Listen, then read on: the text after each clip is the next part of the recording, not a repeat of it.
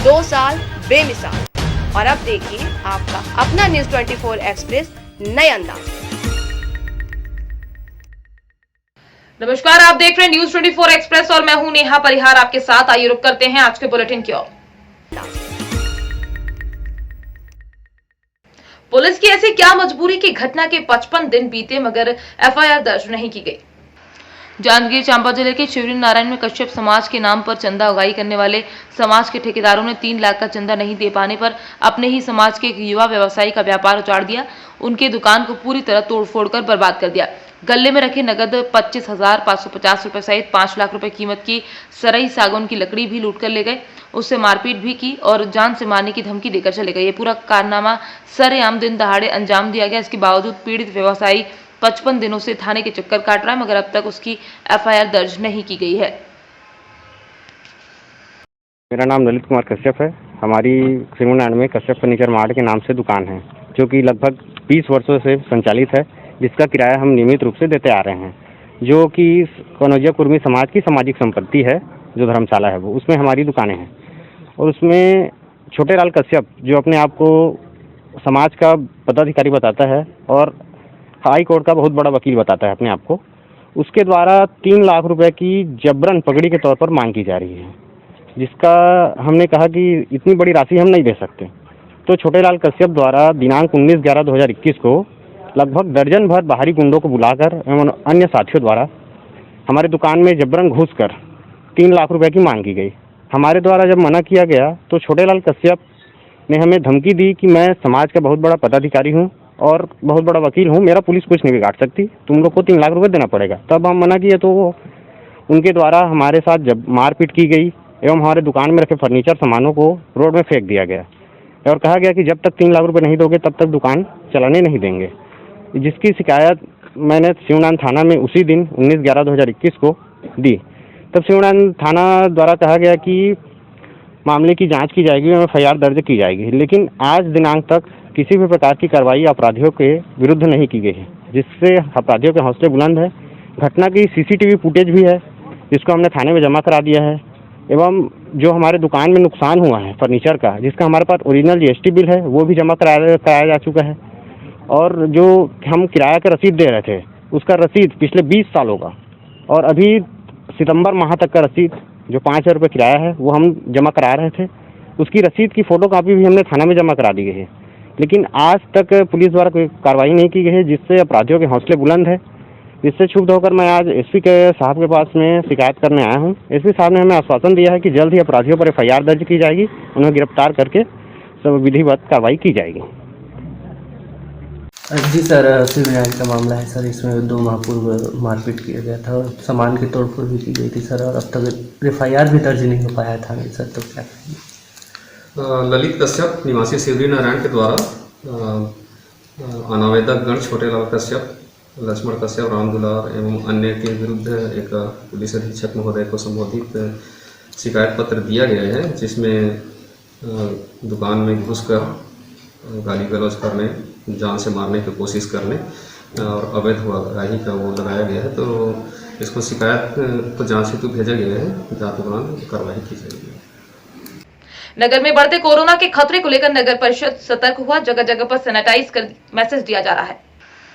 जोबट में बढ़ते ओमिक्रॉन के खतरे को देखते हुए नगर परिषद ने अब कई अभियान चला रहे हैं। नगर परिषद अध्यक्ष ने बताया कि जोबट नगर में बढ़ते कोरोना केस को देखते हुए उनके और उनकी टीम के द्वारा नगर के 15 वार्डों में सैनिटाइज किया जा रहा है और रोको टोको अभियान के तहत मास्क भी वितरित किए जा रहे हैं, जिससे कि नगर के व्यक्ति सुरक्षित रहें। नगर के मुख्य मार्गों पर सैनिटाइज आज किया जा रहा है मशीनों द्वारा, क्या कहेंगे उसको लेकर आप? हमारे नगर परिषद के द्वारा जगह जगह सैनिटाइजर किया जा रहा है। मैं रमीला दीपक चौहान, नगर परिषद अध्यक्ष जोबट, और सभी को ध्यान में रखते हुए हर जगह सैनिटाइजर किया जा रहा है और कोरोना की तीसरी लहर को देखते हुए भीड़ भाड़ को बचने के लिए सैनिटाइजर किया जाएगा और हर जगह रोको टोको अभियान के द्वारा मास्क वितरण किया जाएगा और जिन्हें मास्क नहीं लगाए उसे भी मास्क लगाने की पहल की जाएगी और सभी सरकारी विभाग, स्वास्थ्य विभाग, तहसील विभाग और बैंक वगैरह जहाँ पे भी भीड़ अधिक रहेगी वहाँ पे भी सैनिटाइजर किया जाएगा। मानिकपुर पुलिस प्रार्थी की शिकायत के महज 24 घंटों के भीतर लाखों की चोरी का खुलासा किया। मानिकपुर पुलिस चौकी में प्रार्थी डॉक्टर प्रभात कुमार अपने किराए के मकान में चोरों द्वारा दरवाजा तोड़कर लाखों की चोरी की शिकायत दर्ज कराने के लिए महज 24 घंटों के भीतर ही मानिकपुर पुलिस पतासाजी करते हुए रामसागर पारा निवासी आरोपी लखन राजपूत उम्र 19 वर्ष को गिरफ्तार किया। वक्त तो चला है एक छोटे से ब्रेक का, फिर मुलाकात होगी ब्रेक के बाद।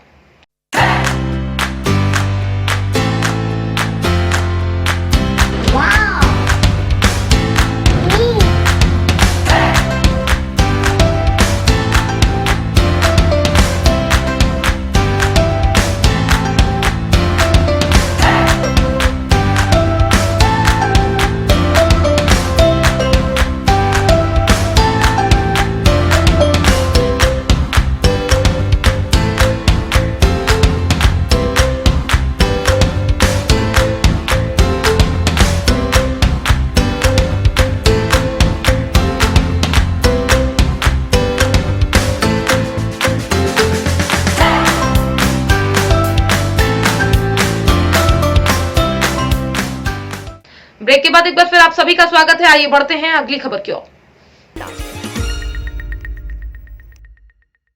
ग्राम अल्पुरा में पुलिया निर्माण कार्य धांधली की शिकायत पर जांच करने पर मौके पर पहुंचे जनपद सीईओ। बीजावर की ग्राम पंचायत महुआ झाला के ग्राम अल्पुरा में पुलिया निर्माण कार्य चल रहा है, जिसे 3,70,000 की निर्माण लागत से बनाया जा रहा है, जिसमें हो रही धांधली का आरोप लगाते हुए लगभग आधा सैकड़ा ग्रामीणों ने तहसील कार्य पहुंचकर ज्ञापन के माध्यम से शिकायत दर्ज कराई थी, जिस पर आज जनपद पंचायत के सीईओ अखिलेश उपाध्याय ने पुलिया निर्माण कार्य के लिए मौके पर पहुंचकर शिकायतकर्ताओं की उपस्थिति में कार्य को देखा। कलेक्टर महोदय के निर्देशानुसार मैं मौके पर गया था और मौके पर मैंने देखा कि जो अल्पुरा में पुलिया निर्माण का कार्य हो रहा है उसमें पानी के निकास के लिए साइड से 4-4 फीट के 2 पाइप डालने के लिए मैंने उनको निर्देशित किया है, ताकि पानी का उचित निकास हो सके। ऊपर से बिंग वाल भी बनाई जाएगी ताकि जो अल्पुरा से कैलाशपुरम कैलाश नगर जो है उस तक जाने के लिए लोगों को परेशानी ना हो। इसके अलावा उस ग्राम पंचायत में जो गुणवत्ता की बात की गई है, तो गुणवत्ता से संबंधित ऐसा कोई इशू वहां पर सामने नहीं आया। ग्रामीण संतुष्ट हुए सर? हाँ, ग्रामीणों में जो शिकायत करता थे उनको सामने बुलाया गया था और उनको ये जो हल निकाला गया उससे वो संतुष्ट है। प्रदेश भर में कोरोना की तीसरी लहर के लगातार बढ़ते संक्रमण को लेकर जिला कलेक्टर सावरमल वर्मा के निर्देशानुसार तारानगर में उपखंड प्रशासन ने फ्लैग मार्च निकाला। आमजन से मास्क लगाने, 2 गज की दूरी रखने सहित कोरोना गाइडलाइन के पालन करने की समझाइश दी, तो वहीं बाजार के व्यापारी से बिना मास्क वाले लोगों को वस्तु न देने के लिए पाबंद किया। प्रशासन ने नगरपालिका से लेकर बाजार के मुख्य रास्तों से होते हुए तहसील कार्यालय तक पैदल मार्च निकाला। आज कोरोना के बढ़ते हुए कहर को देखते हुए एसडीएम साहब और हमने और पुलिस प्रशासन के साथ मिलकर के नगरपालिका से लेकर के और तहसील कार्यालय तक फ्लैग मार्च किया। लोगों को समझाइश की कि सभी मास्क का उपयोग करें और 2 गज दूरी की पालना करें, ताकि ये कोरोना का कहर तारानगर में नहीं फैले।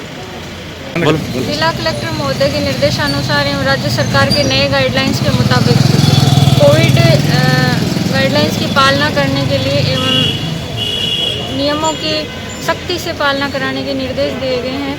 मास्क, सोशल डिस्टेंसिंग इत्यादि चीज़ों की पालना करने के लिए आमजन को निर्देश दिए गए हैं। इसके लिए मैंने डीवाईएसपी साहब ने, तहसीलदार जी ने, एसएचओ साहब ने, ईओ साहब ने यहाँ नगर पालिका तारानगर से लेकर तहसील तक शहरी क्षेत्र में मार्च पास्ट किए गए। सीधी जिले में विशाल भगवा यात्रा संपन्न हुई। सीधी जिले में हिंदू जागरण मंच के द्वारा हर वर्ष की भांति इस वर्ष भी भगवा यात्रा का आयोजन किया गया। भगवा यात्रा सीधी जिले के छत्रसाल स्टेडियम से शहर के मुख्य मार्गों पे होते हुए मुख्य चौराहों से गुजरी तो आकर्षण का केंद्र बनी।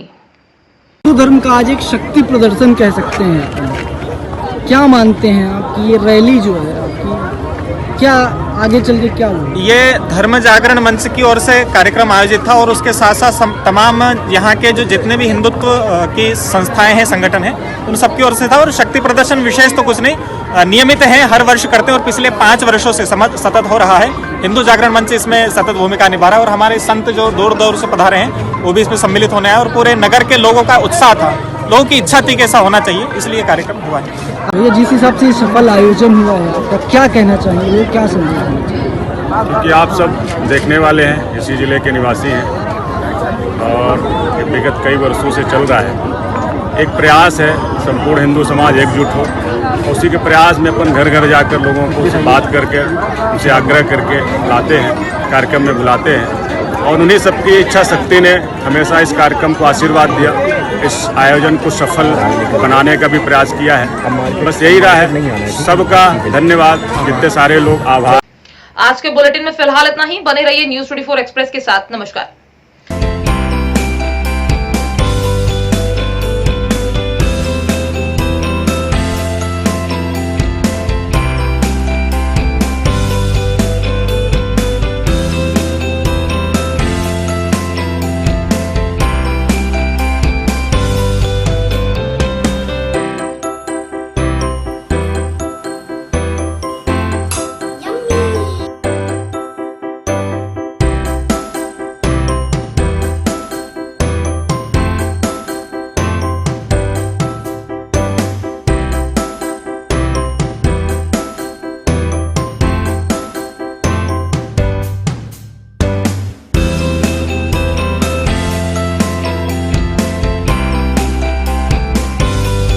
एक्सप्रेस के 2 साल बेमिसाल। और अब देखिए आपका अपना न्यूज़ 24 एक्सप्रेस नए अंदाज।